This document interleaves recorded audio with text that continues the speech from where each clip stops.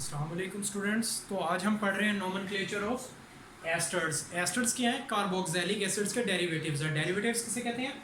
जो carboxylic acid से drive हुए में हो। ठीक है, आप देखें कार्बोक्सिलिक एसिड का जो H था, अल्कोहलिक पार्ट का जो H था, उसको रिप्लेस कर दिया गया अल्काइल ग्रुप से, किसी भी अल्काइल ग्रुप से, R ग्रुप से। तो एस्टर्स हमने किसे कहा? ये डेरिवेटिव्स हैं कार्बोक्सिलिक एसिड्स के। इसका जो जनरल फार्मूला क्या है, वो सेम लाइक एसिड ही है, कार्बोक्सिलिक एसिड, सिर्फ H को रिप्लेस करके R लगा दिया गया।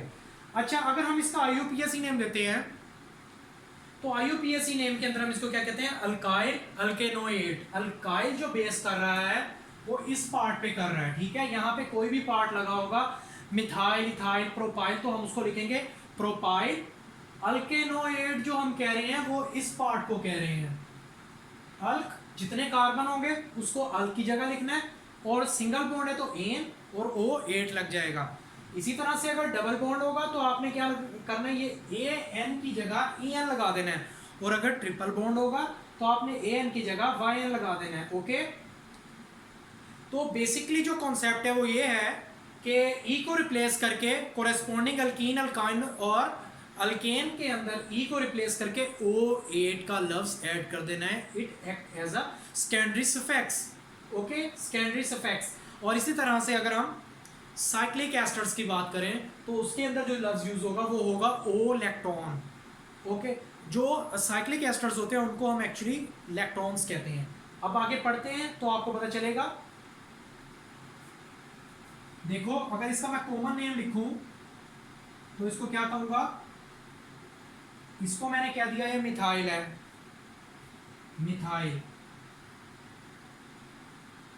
ये जो पार्ट है इसको हम क्या कहते थे? फॉर्मेट। तो मैंने इसको कॉमन नेम इसका क्या दिया? Methyl formate. अगर मैं इसका IUPAC नेम लिखना चाहूं तो क्या होगा? मिथाइल, इसको फॉलो करना है। मिथाइल क्या है? एक कार्बन है तो क्या होगा? मैथ, ANOATE, मिथाइल मैथनो 8। अगली एग्जांपल पे आ जाओ।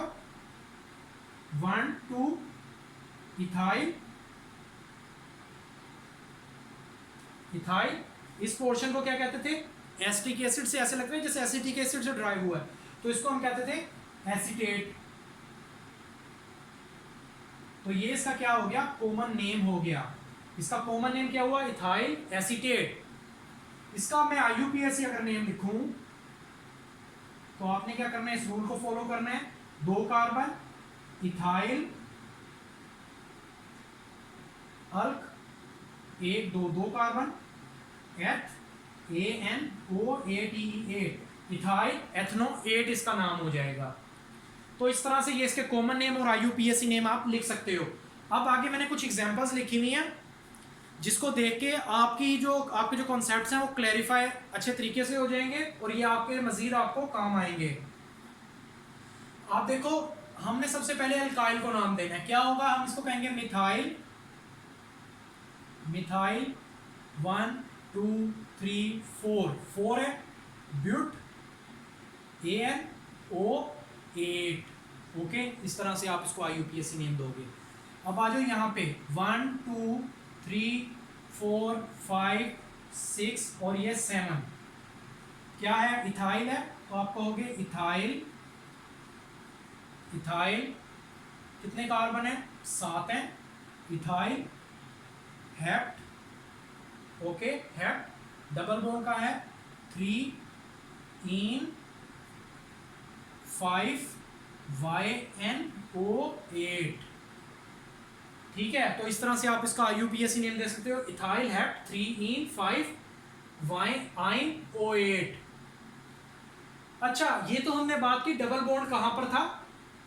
अल्केनोएट वाली साइड पे, जो चेन हमने पैरेंट चेन सेलेक्ट कर रहे थे वहां पर था। अगर यही डबल बॉन्ड या ट्रिपल बॉन्ड आ जाए कहां पे? अल्काइल वाले पोर्शन पे, मतलब अल्कोहलिक साइड पे, तो हम इसको IUPAC नेम कैसे देंगे? 1 2 2 कार्बन है तो हम क्या कहेंगे? एथ EN इथाइनाइल, ठीक है, डबल बॉन्ड को मैंने शो कर दिया, 1 2 3 4, 4 है, तो ब्यूट ANO8, तो ये इसका IUPAC नेम होगा, इथाइनाइल ब्यूटेनोएट, तो ये इसका IUPAC नेम है। आगे हम मजीद एग्जांपल्स देखते हैं।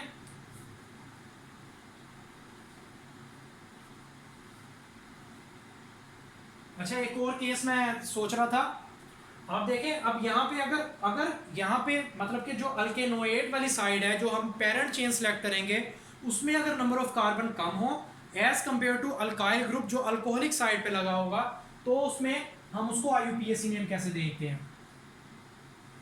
डबल बॉन्ड O,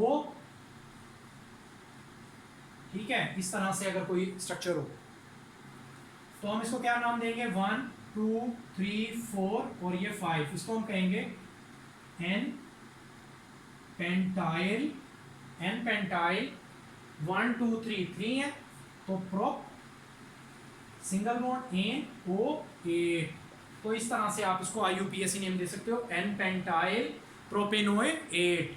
आगे मजीद एग्जांपल्स देखो, थोड़ी टफ करके, पहले मैं एग्जांपल्स लिख लेता हूं, फिर हम उनके IUPAC नेम उनको देते हैं।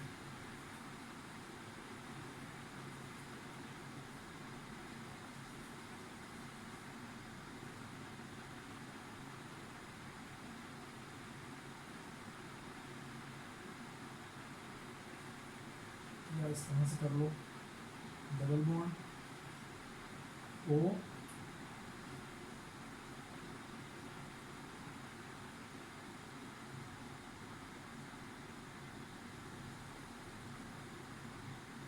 इस तरह कर लो। अच्छा, उसके बाद और मजीद एग्जांपल देखते हैं। यहाँ CH3 लगा हुआ है, O है, डबल बॉन्ड O, ओके, यहाँ डबल बॉन्ड लगा दिया,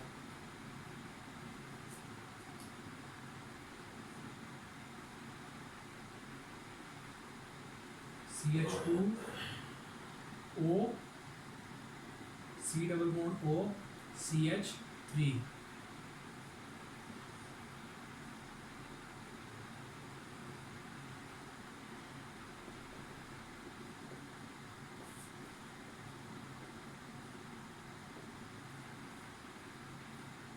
या ये एग्जांपल तो हमने इस तरह से कर ली है,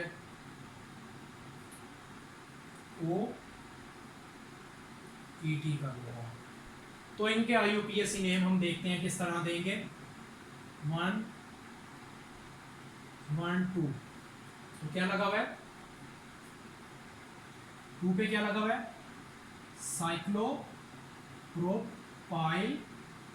ओके, 2 साइक्लोप्रोपाइल, क्या है? इथाइल, 2 कार्बन है, इथाइल। आगे एल्केनोएट का नाम देंगे, 1 2 3 4, क्या होगा? ब्यूट सिंगल बॉन्ड N और O8, तो इस तरह से आप इसको IUPAC नेम दे सकते हो। साइक्लोप्रोपाइल को इसका सब्स्टिट्यूएंट बना दिया इथाइल पे, और ब्यूटेनोएट 4 कार्बन है पेरेंट चेन में, और O8 एस्टर की वजह से। नेक्स्ट देखो, 1 2 3 4 एंड 5, 1 2 3, तो 1 पे क्या लगा हुआ है? 1 मिथाइल, 1 2 3 3 है, प्रोपाइल, ओके, प्रोपाइल। अब आप आगे आगे क्या होगा? 1 2 3 4 5 है, तो पेंट ANO8, तो इस तरह से आप इसको IUPAC नेम दे सकते हो। आगे आ जाओ, अब देखो ये जो स्ट्रक्चर है ये आपने पढ़ा हुआ है, ये कौन सा है? बेंजोइल है, बेंजल है, या बेंजोइल है। तो ये मैं आपको एरोमेटिक का जब नोमेनक्लेचर पढ़ाऊंगा तब भी बताऊंगा, इसको हम कहते हैं बेंजाइल, ठीक है, बेंजाइल हो गया। 1 2 है, तो एथ सिंगल बॉन्ड NO8, तो इस तरह से आप इसको IUPAC नेम दे सकते हो। अब यहाँ पे आ जाओ, 1 2 3, और ये 2 लगे हुए हैं, तो इथाइल, इथाइल 1 2 3, इथाइल 3 पे क्या लगा हुआ है, three phenyl, 3 carbon, prop ANO8। तो इस तरह से आप इन सबका IUPAC नेम दे सकते हो। आगे मैं आपको बताता हूँ, थोड़ी सी टफ एग्जांपल कर लेते हैं, उसके बाद मैं आपको साइक्लिक एस्टर्स के बारे में पढ़ा देता हूँ।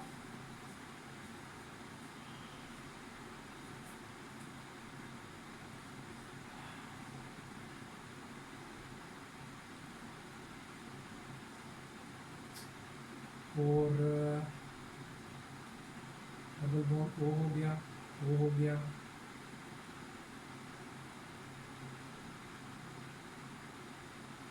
ओके, OH लगा देते हैं। एक स्ट्रक्चर तो हो गया ये। इसके अलावा आपको मैं एक और बात भी बता देता हूँ। पहले इसका IUPAC नेम लिखते हैं। एस्टर कहाँ पे है, 1 2 3 4 और ये 5 हो गया। 1 2 3 4, 3 पे क्या लगा हुआ है, 3 हाइड्रोक्सी, 3 पे लग गया हाइड्रोक्सी। कितने कार्बन है, 1 2 3 4 4 है, तो वायल ब्यूटाइल, ब्यूटाइल हो गया। ये आपका पहला पार्ट कवर हो गया। अगले पे आ जाओ, 1 2 3 4 5। 5 को क्या कहते हैं, 5 का नाम लिखने से पहले मैं आपको बताता हूँ 3 पे क्या लगा हुआ है, 3 फॉर माइल, 3 पे क्या लगा हुआ है, for mile group, 3 for mile, 5 carbon है, पेंट, सिंगल बॉन्ड एन और O8। तो इस तरह से आप इसको IUPAC नेम दे सकते हो। अच्छा, अगर ester act as a substituent कर रहा हो,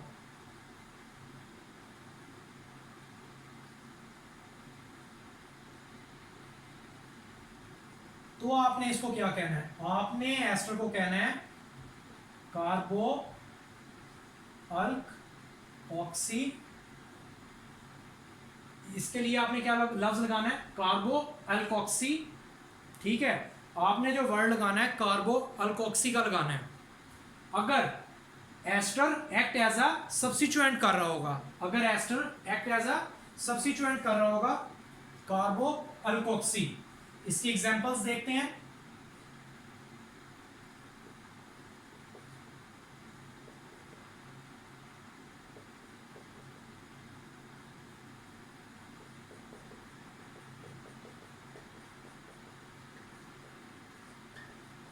देखो यहां मैंने लगा दिए एसिड। जब एसिड आ जाएगा तो प्रेफरेंस किसको चली जाएगी, एसिड को, और ester act as a substituent करेगा। तो अब हम इसको दो पार्ट्स में डिवाइड करते हैं, 1 2 3 4। 4 पे क्या लगा हुआ है, ये पार्ट 4 कार्बो, क्या है, एथ है, कार्बो एथे, एथ, कार्बो एथॉक्सी, कार्बो एथॉक्सी हो गया। और इस पार्ट को हमने क्या कहा, 1 2 3 4, 4 को क्या कहते हैं, ब्यूट, AN ओइक एसिड। तो इस तरह से आप इसको IUPAC नेम दे सकते हो, क्या, 4 कार्बो एथॉक्सी ब्यूटानोइक एसिड, क्योंकि 4 कार्बन थे तो ब्यूटानोइक एसिड हो गया। तो इस तरह से आप इसको IUPAC नेम देते हो। अब हल्का सा टच मैं साइक्लिक का भी दे दूं ताकि आपका कॉन्सेप्ट वो भी क्लियर हो जाए।